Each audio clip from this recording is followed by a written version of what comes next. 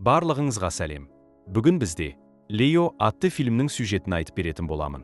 Видео басталмас бұрын сіздерден өтініш, каналға тіркеліп, лайк басып, қолдап жіберсеңіздер. Фильм шөл далада екі жігіттің кесірткелер аулап жүргенінен басталады. Көп ұзамай олардың бірі қауіпті аймақ деп жазылған ағаш белгіні байқайды. Екіншісі қақпан құрып кетіп қалуды ұсынады, бірақ кенеттен із-түссіз жоғалып кетеді. Оның серігі біртүрлі дыбыстар естіп, абайлап сол жаққа қарай қозғалады. Көп ұзамай ол терең шұңқырды байқайды, ол шексіз туннельге ұласып жатыр. Шұңқырдың шетінде досының тастап кеткен қоржыны жатыр. Кенеттен шұңқырдан үрейі ұшқан жігіт шығып көмек сұрайды, бірақ сол сәтте ақ жері астына қайта жұтылып кетеді. Оның досы шошып шұңқырдан шегінеді, бірақ қызығушылығы жеңіп ішіне үңілуге бел буады. Осы кезде ол өзіне қарай қорқынышты бірдеңенің жақындап келе жатқанын көреді, бірден мотоцикліне жүгіріп қашпақ болады. Алайда мотоцикл өздігінен жүріп кетіп, жігіт қашып құтыла алмайды. Көрініс түнгі клубқа ауысады. Онда кезінде танымал болған әнші Каул өзінің немере қарындасы Джейнмен бірге өнер көрсетіп жатыр. Өнер көрсеткен соң, Каул мен Джейн тынығып алу үшін барға барады. Каул өмірінің дұрыс бағытта жүрмей жатқанын айтып, Джейнге клубтан бір жігіт тауып бергені үшін алғыс білдіреді. Кенеттен концертті полиция жасақтары заңсыз заттарды іздеп, тінту жүргізу үшін тоқтатады. Каул ештеңе қолданбағанын айтады, бірақ тест нәтижелері керісінше көрсетеді. Салдарынан Каулдың түнгі рейд кезінде қамауға алынғаны туралы жаңалық интернетке тез тарайды. Әділетсіздікке таң қалған Каул мен Джейн өздерінің кінәсіздігін қалай дәлелдеуге болатынын ойластырады. Осы кезде кенеттен Джейннің анасы қоңырау шалып, аталарының қайтыс болғанын хабарлайды. Бұл суыт хабарды естіген немере бауырлар бірден туған қалаларына аттанып, жақындарынан қоштасуға барады. Жолда Каул балалық шағын есіне алады. Ата-анасының орнын басқан атасы оған жер асты сулары мен құдық қазу туралы айтқан кездерді есіне түсіреді. Жерлеу рәсімінде Каул атасының көмекшісі Йомен танысады және балалық шақтағы досы Фаунмен қайта қауышады. Каул ұзақ жылдардан кейін Фаунмен сәл қолайсыз жағдайда тілдеседі. Фаун оны туған жерін ұмытты деп айыптап, тек жерлеуге ғана келгенін бетіне басады. Сасып қалған Каул өзінің сирек келуін жұмысбастылығымен ақтап, Фаун оны түсінеді деп үміттенеді. Өйткені өзі де танымал жеке арнасын жүргізіп жүр. Келесі флешбекте Каул мен Фаунның алғаш танысқан сәті көрсетіледі. Фаунның әкесі Каулдың атасына құрмет белгісі ретінде кесірткелер әкеліп береді. Атасы Торды немересіне ұстатып, не істейтінін өз еркіне қалдырады. Каул кесірткелерді бостандыққа жіберуге шешім қабылдайды. Фаун оның мейірімділігіне таң қалып, осылайша олардың достығы басталады. Қоштасу рәсімі аяқталған соң, Фаун кетіп қалады. Осы кезде Каулдың тәтесі оған атасының мұра ретінде бірдеңе қалдырғанын хабарлайды. Йо Каул мен Джейнді қызықтырып, оларға ескі, тат басқан көлікті көрсетеді. Ол бұл көлік сыртынан жаман көрінгенімен, шынында жаман емес екенін сендіруге тырысады. Осы уақытта алып кесірткенің үңгірінде бақытсыздыққа ұшыраған аңшылар есін жинай бастайды. Олар қорқынышты кокондар ішінде қамалып, көз алдарында жерасты құбыжығының бір құрбандығын жеп жатқанын көреді. Кейін құбыжық екеуіне тап береді. Каул атасының бөлмесіне кіріп, балалық шағын еске түсіруді жалғастырады. Кенеттен телефон хабарламасы оның ойын бөледі. Ол Фаунның жеке арнасында 8 миллион жазылушыға жеткенін атап өту үшін ерекше байқау ұйымдастырып жатқанын көреді. Каулдың туған қаласы қуаңшылықтан зардап шегіп жатыр. Сондықтан Фаун ең мықты бұрғылау командаларын жинап, жерасты суын табуды мақсат етеді. Бұл тапсырманы бірінші болып орындаған команда 1 миллион ақшалай сыйақы алады. Каул, Джейн және Йо осы ерекше жарысқа қатысуға шешім қабылдайды. Олар Каулға мұраға қалған көлікті жөндеп, жарыс өтетін орынға аттанады. Фаун сахнаға шығып, жарысқа қатысушыларды қарсы алады, бірақ оның дауысы тек адамдарға ғана емес, әлдебір өзгеше тіршілік иесіне де жетеді. Көп ұзамай, қаланың мэрі сахнаға шығып, қатысушыларға жарыстың ережелерін түсіндіреді. Барлық топтарға бірдей құралдар жиынтығы, жерасты су ағысының картасы және белгі беру үшін от шашатын ракетница беріледі. Егер бір топ су көзін тапса, бірден ракетаны атып, өз орындарын белгілеуі керек. Қатысушылар тіркелуге асығады, ал сол уақытта жер астында бір зұлым күш оянуда. Көп ұзамай, танымал бұрғылаушы Мейн өз командасымен жарыс алаңына келеді. Оның келуі басқа қатысушылардың көңілін түсіреді, өйткені Мейннің жабдықтары бәрінен озық, сондықтан оның жеңісі айқын көрінеді. Мейн Фаунға көз салып, жеке кездесіп, серіктестік жайлы сөйлесуді ұсынады. Бірақ Каул араласып, батыл бұрғылаушыны кетуге мәжбүр етеді. Жарыс басталып, қатысушылар жұмысқа кіріседі, бірақ олардың бастапқы оптимизмі тез басылады. Қазған жерлерінің бәрі құрғақ және қатты болып шығады. Бір уақытта екі жігіт жерасты құбыжығының құрбандарының біріне тиесілі тасталған мотоциклді тауып алады. Жарыста жеңіске жету мүмкін емес екенін түсінген олар мотоциклмен кетіп қалып, кейін оны сатып жіберуді ойлайды. Қуанышпен жолға шыққан екеуі кенеттен алып кесірткенің өздеріне қарай жылдам келе жатқанын байқайды. Ол жер бетін қопарып, арттарынан қуып келеді. Қорыққан жігіттер жылдамдықты арттырып, қашып құтылғандай болады, бірақ құбыжық оларды қуып жетеді. Осы уақытта Каул мен оның командасы су іздеуді жалғастырады. Бір кезде олар жерде төңкеріліп жатқан көптеген тостағандарды байқайды. Каул бұл суды табудың ежелгі тәсілі екенін түсіндіреді. Егер жер астында су болса, тостаған ішінде міндетті түрде су тамшылары жиналады. Каул тостағандардың бетінде жұмбақ жазуларды көреді. Дәл сол сәтте басқа бір бұрғылау тобы жақындап, бұл жазулардың мағынасын түсіндіреді.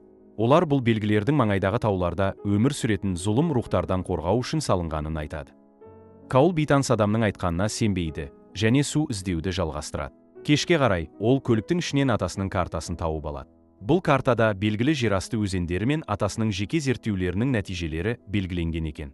Команда стандартты картаны атасының картасымен салыстырып, таудың етегінде белгісіз бір нүктені байқайды.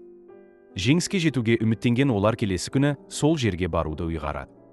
Барлық қатысушылар түнде үйлеріне тараса, бір топ бұрғылаушы шөл далада түнемек болады. Үшеуі от жағып кесірткелерді қуырып жейді, және осы құрғақ өлкеде қуатты жер рухтары бар деген қауесеттерді талқылайды. Солардың бірі алысырақ кетіп, табиғи қажеттілігін өтемек болады, бірақ кенеттен өзіне тура ұшып келе жатқан сұмдық бір тіршілікті байқайды. Қалған екеуі досының ұзақ уақыт оралмағанына алаңдай бастайды. Сол сәтте оның дене бөлігі тура алдарына құлап түседі. Қорыққан бұрғылаушылар көліктеріне жүгіріп қашуға тырысады, бірақ алып кесіртке олардың кетуіне жол бермейді.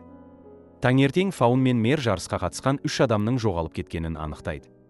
Мэр қобалжыған Фаунға бұл жерде бұрын да адамдар жоғалып кеткенін айтады, және жергілікті тұрғындар бұл құбылысты жерасты рухтарының барлығымен байланыстырады.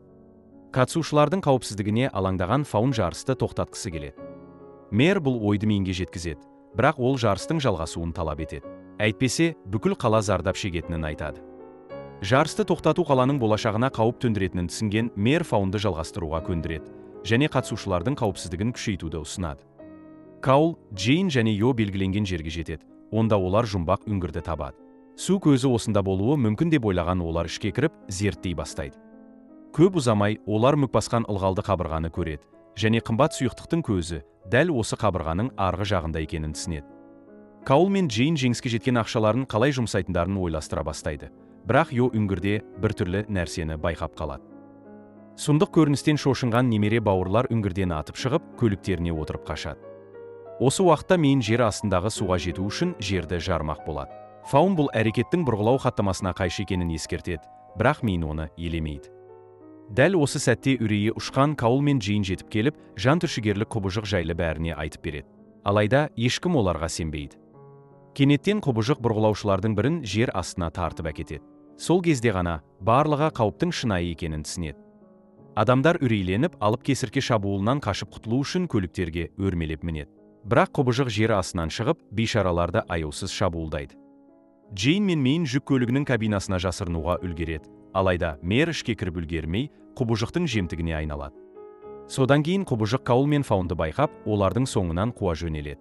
Олар бар күштерімен жүгіреді, бірақ кенеттен шұңқырға құлап кетеді. Қауіпті байқаған Джейн немере ағасын құтқару үшін құбыжықтың назарын өзіне аударып, Каул мен Фаунның қашып кетуіне мүмкіндік береді. Ашқарақ кесіртке бірден жүк көлігіне қайта оралады. Ал Джейн мен Мейн жасырынып, дыбыс шығармай, құбыжықтың оларды байқамай кетуін үміт етеді. Біраз уақыт өткен соң, олар сыртта қауіпсіз бе, жоқ па, соны тексеруге тырысады.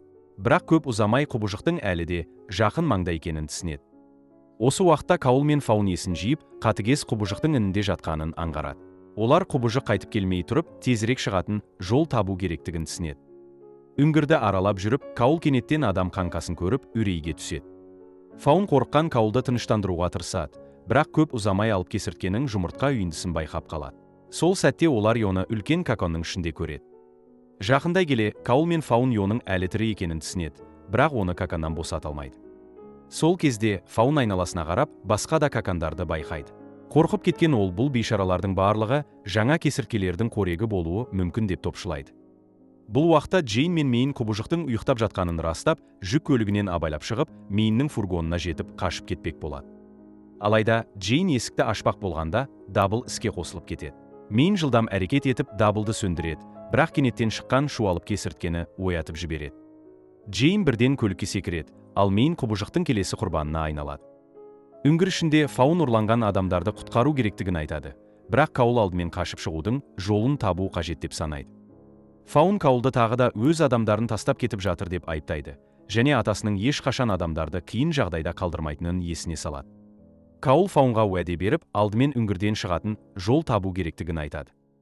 Көп ұзамай, олар табиғи емес көрінетін ылғалды қабырғаны табады, және оның арғы жағында су бар екенін сезеді. Фаун жерасты кесірткелерінің судан қорқатынын еске түсіріп, алып құбыжықтың қабырғаны өзін қорғау үшін тұрғызғанын болжайды. Бірақ кенеттен Каул мен Фаун қорқынышты дыбысты естіп, кесірткенің қайтып оралғанын түсінеді. Абырой болғанда олар қашып үлгеріп, сұмдық үңгірден алыстай береді. Шөл далада олар су таба алмаған бір топ бұрғылаушыларға кездесіп, қауіп жайлы ескертеді. Бірақ жігіттер оларды мазақтап, күле бастайды. Алайда олардың күлкісі ұзаққа созылмайды. Кенеттен құбыжық төбеге шығып, жан түршігерлік ақырған дауыс шығарады. Ер адамдар қаруларын алып, кесірткемен бетпе-бет шайқасуға бел байлайды. Алайда құбыжық төбеден секіріп, топқа шабуыл жасайды. Қысқа уақытқа есінен танып қалған Каул оянып, құбыжықтың Фаунды жұтып, оны жер астына алып кеткенін көреді. Қатты ашуланған Каул тапаншасын алып, үңгірге қайта оралып, досын құтқармақ болады. Бірақ ер адамдар оны тоқтатып, Фаунның аман қалуы екіталай екенін айтады. Каул оларға алып кесірткенің жұмыртқалары мен кокондағы адамдар туралы айтып, көп ұзамай олардың барлығы құбыжықтың ұрпақтарына жем болатынын түсіндіреді. Алайда жігіттер үңгірге түсу қазір еш нәтиже бермейтінін, өйткені оқтар құбыжыққа әсер етпейтінін айтады.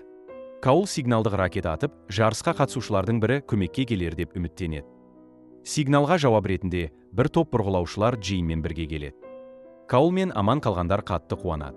Ол барлығына бірігіп, құбыжықты жеңіп, ұрланған адамдарды құтқаруды ұсынады. Алайда адамдар өз өмірлерін қатерге тігуден қашады. Каул олардың ар-ұжданына жүгініп, бірге әрекет етсе, көп адамның өмірін сақтап қалатынын түсіндіреді. Осылайша, ер адамдар оның жоспарына қосылуға келіседі, және топ іске кіріседі. Алдымен олар кесірткені жер астынан шығарып, оны қақпанға түсіруі керек. Содан кейін жабдықтарын пайдаланып, тірі қалғандарды құтқару қажет. Олар қатты музыка қосады. Бұл бірден құбыжықтың назарын аударады. Құбыжық жер бетіне шығады, бірақ оны шұңқырдың айналасына орнатылған тұзақ ұстап қалады. Топ кесірткені тұзақта ұстап тұрып, шабуыл жасамақ болады, бірақ жыртқыш өте күшті болып шығады. Құбыжық Каулды жұлқып өлтірмек болғанда, ер адамдардың бірі оған жарылғыш лақтырады. Жанып жатқан басымен кесіртке жер астына қайта сіңіп кетеді. Осы уақытта Джейн бастаған топ үңгірге кіріп, Йо мен Фаунның есін жиғанын көреді. Топ кокондарды бұзып, құрбандарды босатуға кіріседі. Алайда олар үңгірден шықпақ болғанда, алыстан құбыжықтың жақындап келе жатқанын естиді. Барлығы сыртқа қарай жүгіреді, тек Мэйн ғана үрейленіп, кері қашады. Ақыры адамдар үңгірден шығады. Каул оның Мэйнді жалғыз қалдырмау үшін артынан кеткенін түсінеді. Енді топ жоспардың соңғы кезеңін орындауы керек. Тас қабырғаға Мэйннің жарылғыштарын орнатып, оларды жарып жіберу. Осылайша су үңгірді басып, құбыжықты мәжбүрлі түрде қуып шығарады. Каул үмітсіздікке түседі, өйткені Фаун мен Мэйн әлі де жер астында қалып қойған, ал ол оларды құтқаруы керек. Ол бүкіл топты қауіпсіз жерге кетуге жібереді, өзі детонаторды қолына алып, үңгірге қайта оралады. Бұл кезде Фаун Мэйнді тауып алады, бірақ кенеттен олардың дәл алдында сұмдық кесіртке пайда болады. Мэйн мен Фаун қашуға тырысады, алайда құбыжық қызды қуып жетіп қалады. Дәл осы сәтте Каул үңгірге кіріп, бар күшін салып, балтасымен құбыжықтың басына шабуыл жасайды. Бір сәтке Каул мен Фаун құбыжықтан қашып құтылады, бірақ жыртқыш оларды тез тауып алып, Фаунға шабуыл жасайды. Каул құбыжықтың басына қарай тікелей сигналдық ракетаны атады. Содан кейін Фаун екеуі үңгірден шығуға асығады. Шыға берісте Каул қабырғаны жарып жібереді. Сол сәтте үңгірге су лап береді, жерасты құбыжығын ағызып алып кетеді. Дәл уақытында Каул мен Фаун үңгірден атып шығады. Оларды Джейн қуанышпен қарсы алады. Көп ұзамай жер астынан бұрқыраған су атқылап, су бұрқақтар пайда болады. Фаун Каулды жеңісімен құттықтап, жүлдені жеңіп алғанын айтады. Бірақ жігіт үшін ең басты сыйлық Фаунның өзі екенін мәлімдейді. Алайда кенеттен су басқан шұңқырдан тірі қалған Мэйн кесіртке жұмыртқасын қолында ұстап шығады. Бұл ауыл тұрғындары әлі де жерасты құбыжықтарымен күресуге мәжбүр болатынын білдіреді. Ал сізге бұл фильм қалай әсер етті? Төменде пікіріңізді қалдырыңыз. Егер видео ұнаса, лайк басып, арнамызға жазылыңыз.